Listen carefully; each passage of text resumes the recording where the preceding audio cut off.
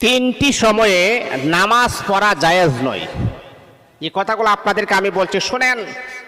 আপনি ইবাদত করবেন, ইবাদত করলে সওয়াব হয়, কিন্তু তিনটি সময়ে ইবাদত থেকে আপনি একটু ফারেক থাকবেন। এই তিনটি সময় যদি আপনি নামাজ পড়েন, সওয়াবের পরিবর্তে আপনার আমল নামার ভিতরে গুনাহ জমা হবে।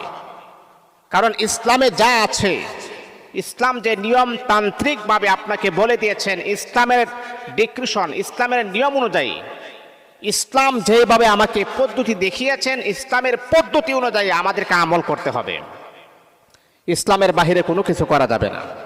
এই তিনটি সময়ে যদি আপনি নামাজ পড়েন, সওয়াবের পরিবর্তে আপনার আমল নামার ভিতরে গুনাহ যোগ হবে। এই জন্য তিনটা সময় আমরা কমাস কম নামাজ পড়ব না। এক নাম্বার হচ্ছে সূর্য যখন উদিত হয়, সকালবেলা ফজরের নামাজের পরে যখন সূর্যটা কি করে উদিত হয়, উদিত হওয়া পর্যন্ত ওই সময় যদি আপনি নামাজ